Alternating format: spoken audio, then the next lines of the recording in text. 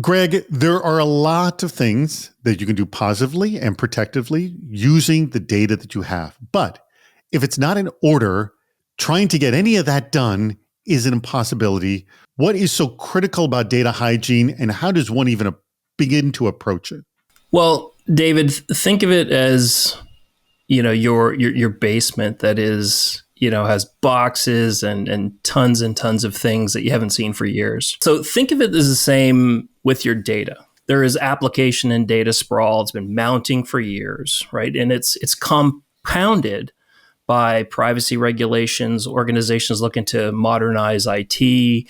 Customers simply don't know where to start. They don't even know how much data they have or what their exposure is. So a good first step that we're seeing a lot of organizations start is getting that house in order. What does getting your house in order, data cleanup, what does that look like? Data that's been around for years, right? Do you really need to keep it? What is the value of it? Does it have any business use or business purpose? If you look at it from a risk perspective, what does maintaining and holding on to this data in these applications really put my organization at risk for from a financial standpoint? We've seen with one large financial services institution in the US, they were looking to really get their data protection program off the ground. But where did they start?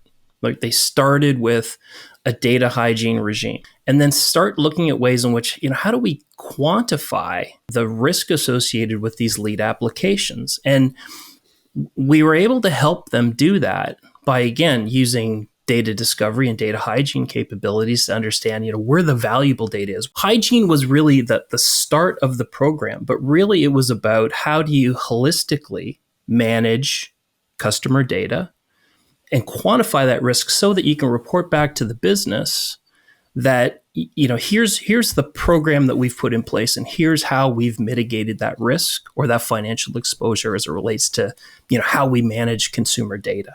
What's amazing is that hygiene and the data classification becomes the window to not just what you're just talking about, but so much more. Data hygiene or data cleanup is a really great way.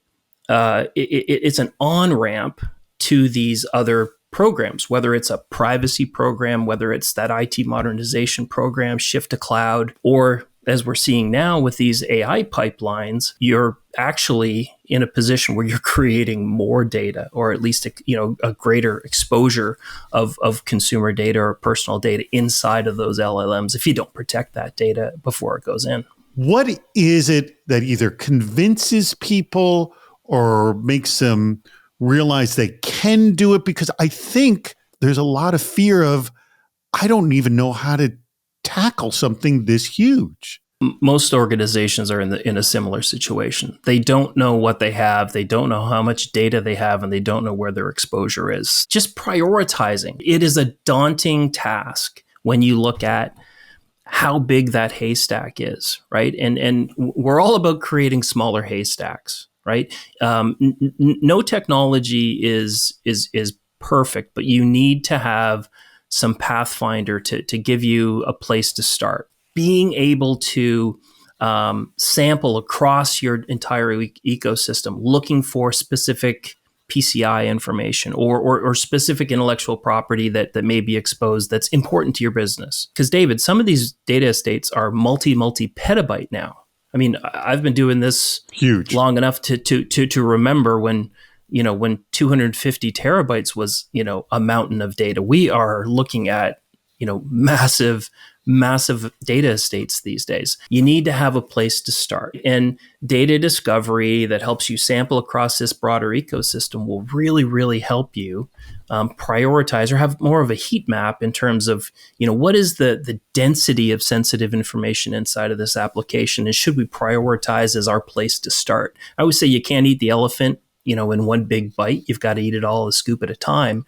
Discovery and these programs that I've been talking about here really help you say, I'm going to start in the back left leg with, as opposed to, one big gulp. So Greg is not recommending you eat an elephant, but he is recommending that you get your data in order. And OpenText can help you do just that. So why don't you check out what they're doing? Go to their website. It's right there, opentext.com. Click on solutions and then security.